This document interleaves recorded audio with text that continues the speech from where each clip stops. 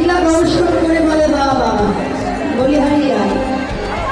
মা যশোদা ধন্য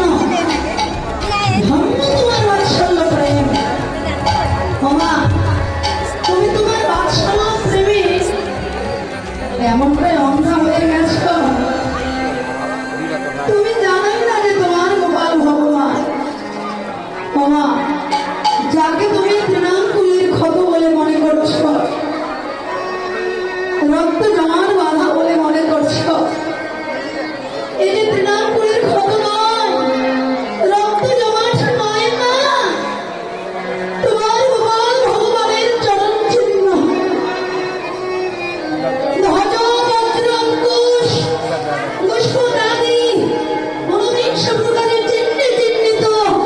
শ্রী গোবিন্দের শ্রীপাদ পদ্মশুভ।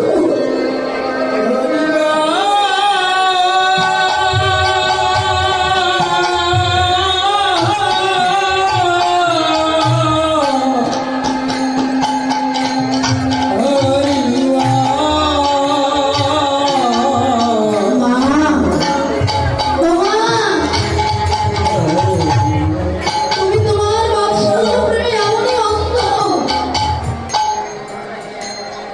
তুমি জানোই না যে তোমার গোপাল ভগবান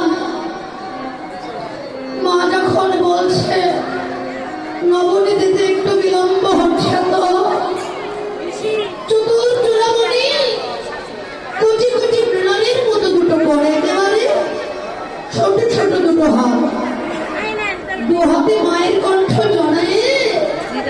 কানের কাছে কদর নিয়ে আস্তে করে বলতে লাগলো বলে আর